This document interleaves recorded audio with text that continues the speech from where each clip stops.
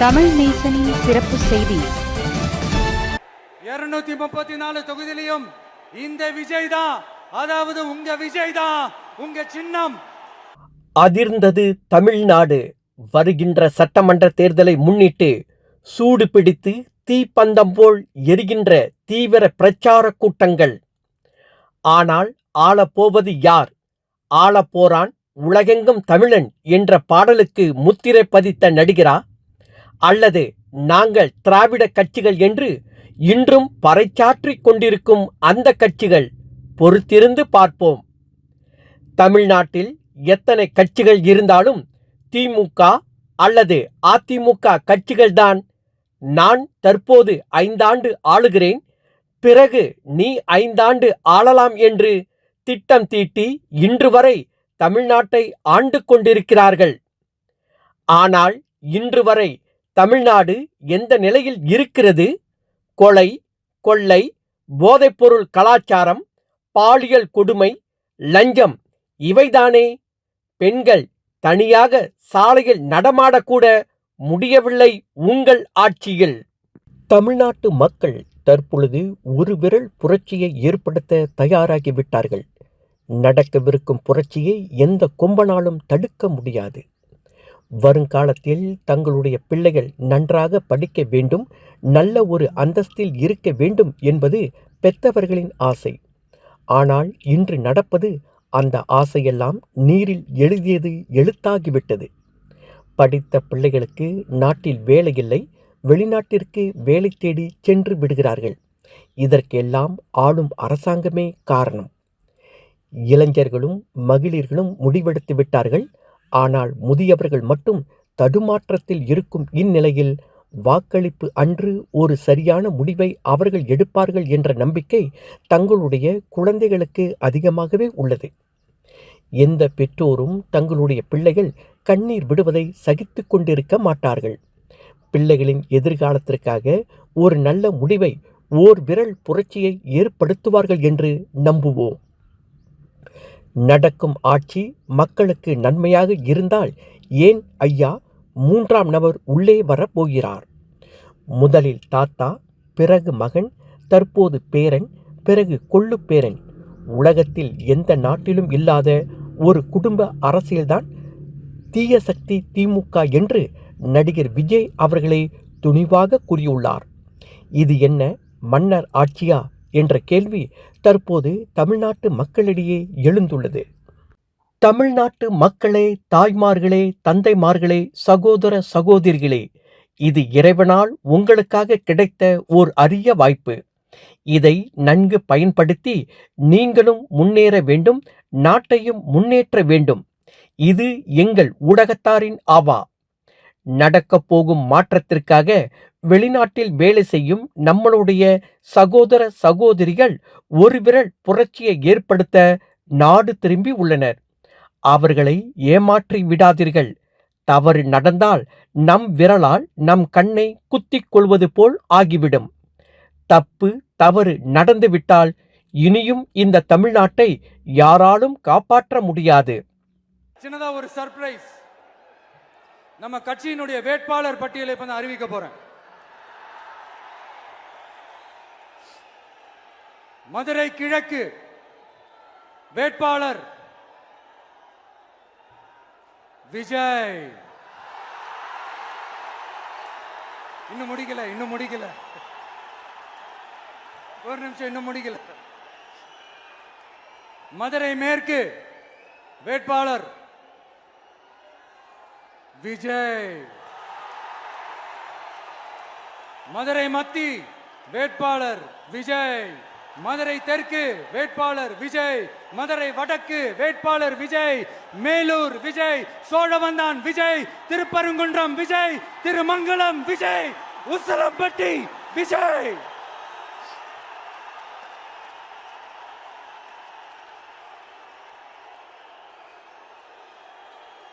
என்னடா எல்லா தொகுதியிலும் ஒரே வேட்பாளர்னு பாக்குறீங்களா? 234 தொகுதியிலும் இந்த விஜய் தான், அதாவது உங்க விஜய் தான், உங்க சின்னம். இன்னும் சிம்பிளா சொல்லணும்னா உங்க வீட்டில் இருக்கிற ஒருத்தர் தான் வேட்பாளரா நிக்க போறாங்க. அந்த வேட்பாளரும் நானும் வேறு வேறு இல்லை. நீங்க அவருக்கு ஓட்டு போட்டீங்கன்னா எனக்கு ஓட்டு போட்ட மாதிரி, இந்த முகத்துக்காக நீங்க ஓட்டு போட்டீங்கன்னா உங்க வீட்டில் இருக்கிற உங்களுடைய வேட்பாளர் ஜெயிச்ச மாதிரி. என்னடா இவர் ஏதோ ஓவரா சொல்றாருன்னு நினைக்க வேணாம். பிராக்டிக்கலா அப்படிதான் இருக்கும், அப்படிதான் இருக்கணும். நீங்களும் அப்படிதான் நினைப்பீங்கன்னு நான் நம்புறேன்.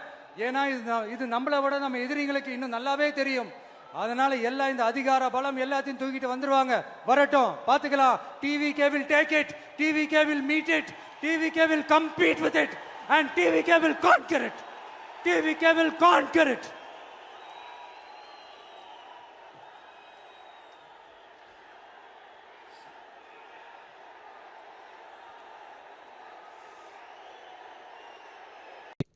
தமிழ்நாட்டு மக்களே, உங்களுக்காக ஒரே ஒரு வேண்டுகோள். யார் எதை கொடுத்தாலும் வாங்கிக் கொள்ளுங்கள். உண்மையாக அது உங்களுக்கு சேர வேண்டியதுதான். ஆனால் சிறிது தாமதமாக வந்துள்ளது. தமிழ்நாடும் தமிழ்நாட்டு மக்களும் தலைநிமிர்ந்து நிற்க வேண்டுமென்றால் ஒரு விரல் புரட்சியை ஏற்படுத்துங்கள். உலகமே தமிழ்நாட்டை திரும்பி பார்க்கும். தமிழர்களால் இன்று உயர்ந்து நிற்கும் நடிகர் விஜய் அந்த தமிழர்களுக்காக தனது நடிப்பின் மூலம் கிடைக்கும் சம்பளமான 250 கோடியை வேண்டாம் என்று நடிப்பு துறையில் இருந்து விடை பெற்று மக்களுக்காக தம்மை முழுமையாக ஈடுபடுத்திக் கொள்ள உள்ளார்.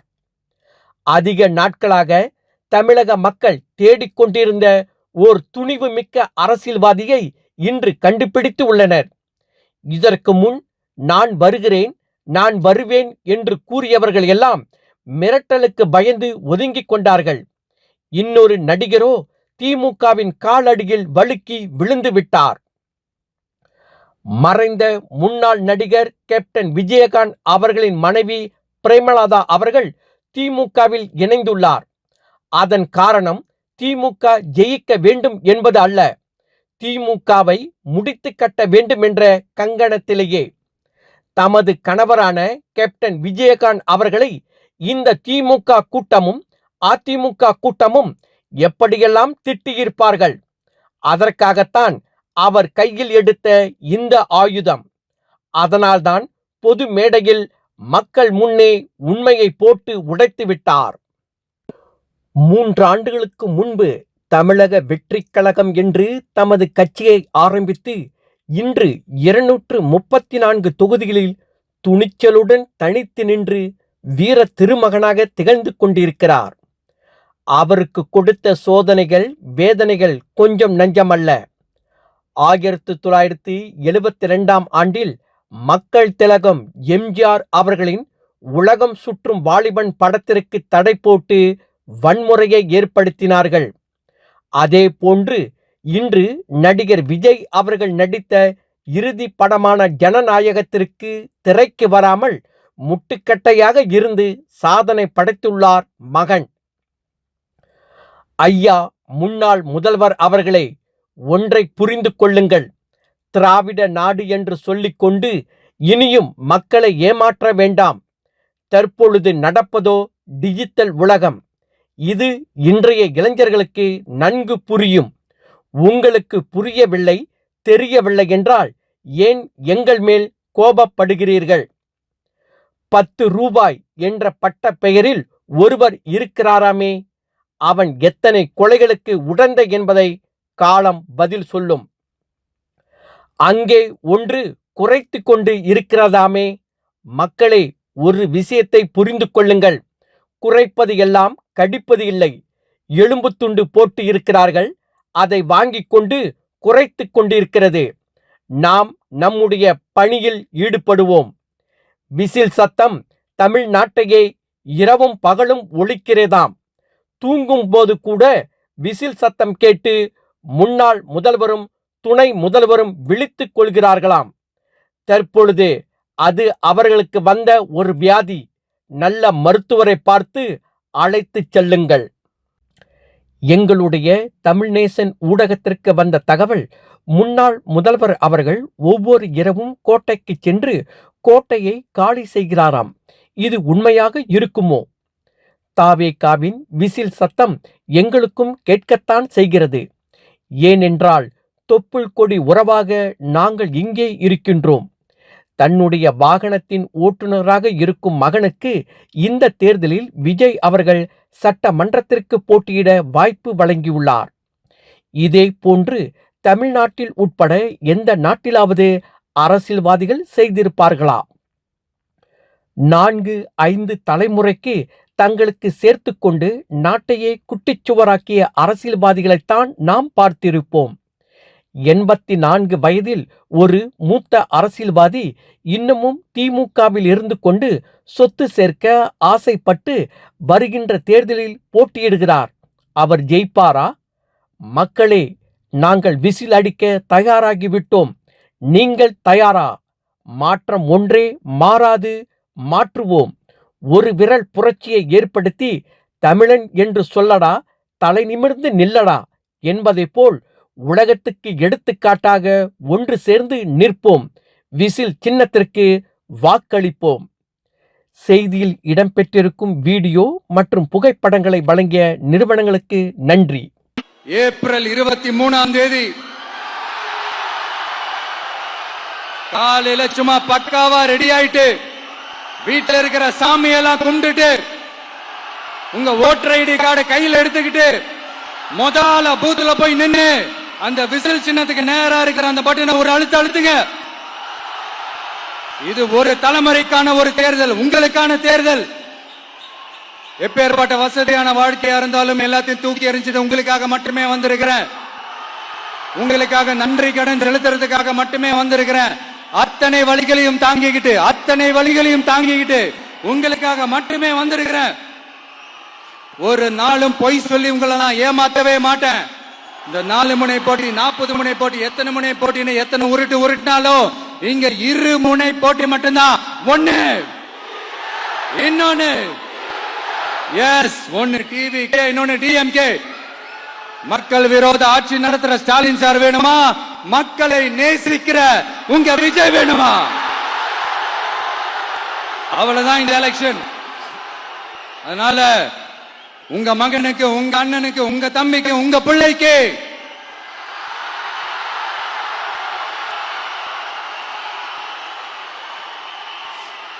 ஒரே ஒரு வாய்ப்பு கொடுங்க. தயவு செஞ்சு விசில் சின்னத்துக்கு ஓட்டு போடுங்க. இது ஒரு விசில் புரட்சி தேர்தலா இருக்கணும். நான் தன்னந்தனியாளு, நீ எல்லாம் நம்ம அப்பாரு, கொஞ்சம் நவந்தனா இங்க 8 கோடி பேரு, மிரல போது ஸ்டேட்டு நம்ம விசில் சத்தம் கேட்டு, நல்ல வங்க வாழ இங்க விசில் கடி ஓட்டே. கடைசி நம்பிக்கை மக்களை தேடி வருது, அதை இறுக்கி புடிச்சு ஒரு வரலாறு எழுது. உங்க விஜய், நான் வரேன். விசில் அடிக்க ரெடியா? கான்பிடண்டா இருங்க, நல்லதே நடக்கும், வெற்றி நிச்சயம். 2.5 வயசு குழந்தைய துள்ள துடிக்க உங்க திமுக நிர்வாகி ஒருத்தன் கொன்னான, அதுக்கு என்ன பதில் சொல்ல போறீங்க? விளாத்திக்குளம் பக்கத்துல +2 படிக்கிற ஒரு பொண்ணு டாய்லெட் வசதி சரியா இல்லாம ஒரு அவசரத்துக்கு காட்டு பக்கம் போய் ஒதுங்கினாங்களே, என்னாச்சு? இந்த உலகத்தை விட்டே போயிட்டாங்க. அதுக்கு என்ன பதில் சொல்ல போறீங்க? இந்த பிள்ளைங்களை உங்களால திருப்பி கொடுக்க முடியுமா சார்? 5 வருஷமா போலீஸ் டிபார்ட்மெண்ட் கையில வச்சுக்கிட்டு என்ன சார் பண்ணீங்க? பொம்மைகள் மாதிரி வச்சு விளையாடிட்டு இருந்தீங்களா? ஒரு மனசாட்சின்றது வேணாம். நாங்குநேரி பிரச்சனையை பத்தி பேசினா அது போதையில நடந்துச்சான், போதை பொருட்கள்னால அது நடந்துச்சான். பெரிய கண்டுபிடிப்பு, எங்களுக்கு தெரியாது பாரு. அது எங்களுக்கும் தெரியும், உங்களுக்கும் தெரியும். கேள்வி அது இல்ல, அதை ஏன் தடுக்கலன்றதுதான் எங்களுடைய கேள்வி. இது மட்டுமா? மணலை திருடுறாங்க, மண்ணை திருடுறாங்க, மலைகளை முழுங்குறாங்க, சட்டவிரோதமா கல்குவாரி நடத்துறாங்க.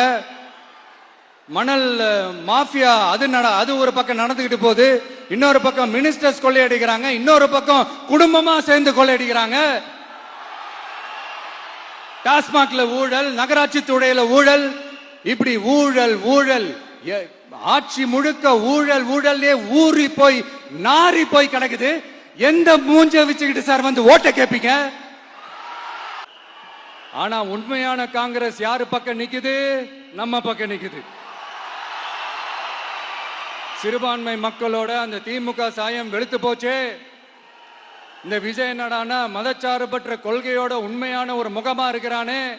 இந்த சிறுபான்மை மக்கள் வேற இந்த விஜய் பக்கம் தானே நிக்கிறாங்க அப்படின்ட்டு இந்த திமுகவுக்கும் பாஜகவுக்கும் என் மேல காண்டோ காண்டு. அதுக்காக நாம் என்ன செய்ய முடியும்? இந்த 33 வருஷமா ஒவ்வொரு வீட்டுக்குள்ளேயும் ஒவ்வொரு மனசுக்குள்ளேயும் போறதுக்கு நாம் பட்ட பாடு எனக்கு தானே தெரியும்.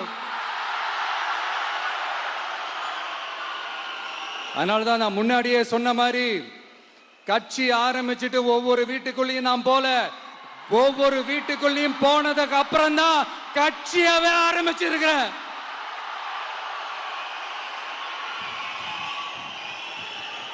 இது இந்த அரசியல் எல்லாத்தையும் தாண்டி இருக்கிற ஒரு உறவு. கட்சி கிட்சி எல்லாத்தையும் தாண்டி இருக்கிற ஒரு உறவு. இது ஒரு பூர்வ ஜென்ம பந்தம். இது சும்மா இந்த அரசியல் ஆதாயம் தேடுறவங்களுக்குலாம் இது என்னன்னே புரியாது.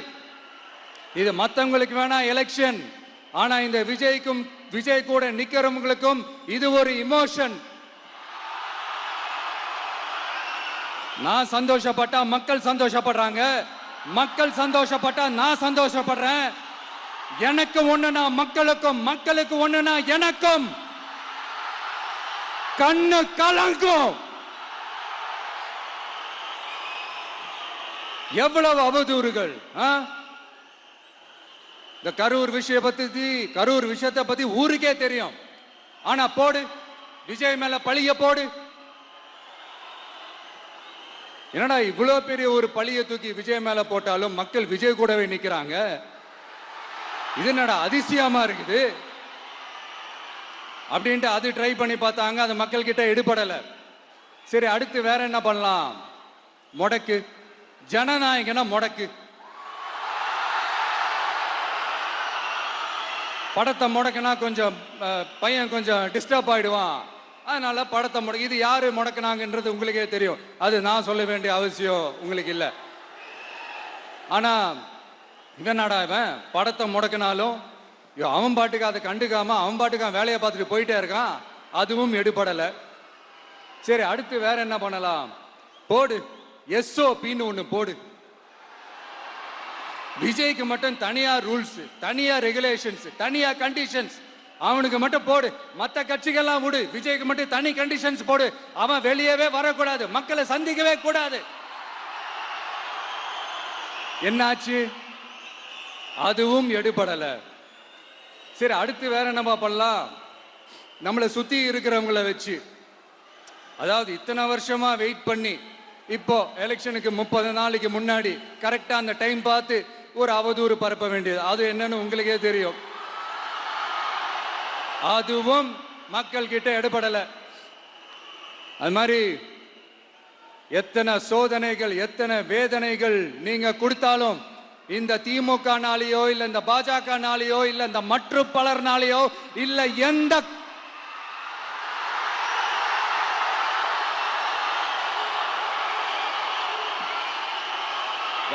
வேற யாராலையும் என்ன மக்கள் கிட்ட இருந்து பிரிக்க முடியாதுன்னு சொல்ல வந்தேன். அதைத்தான் சொல்ல வந்தேன். ஒவ்வொரு வீட்டில் இருக்கிற ஒவ்வொரு விஜயும் இருக்கிற வரைக்கும் என்ன மக்கள் கிட்ட இருந்து பிரிக்கவே முடியாது. இப்படி இந்த சொந்த பந்தம் இவ்வளவு ஸ்ட்ராங்கா இருக்கிறதுனாலதான் நான் முன்னாடியே சொன்ன 234 தொகுதியிலும் இந்த விஜய் தான் வேட்பாளர் அப்படின்னு தான் அதை நான் செஞ்சிருக்கிறேன். ஏன்னா நம்மளுடைய வேட்பாளர்கள் யாரும் டாட்டாவோ பிர்லாவோ அம்பானியோ அதானியோ கிடையாது. நம்ம வீட்டில் இருக்கிறவர், நம்ம குடும்பத்தில் இருக்கிற ஒருத்தரை தான் நான் வேட்பாளராக செலக்ட் பண்ணியிருக்கிறேன். அப்படி செலக்ட் பண்ணி தான் உங்ககிட்ட நான் ஒப்படைச்சிருக்கிறேன். அதனால அந்த வேட்பாளர் வேற, இந்த விஜய் வேற அப்படின்னு நினைச்சிடாதீங்க. இந்த விஜய் தான் வேட்பாளர், அந்த வேட்பாளர் தான் விஜய்.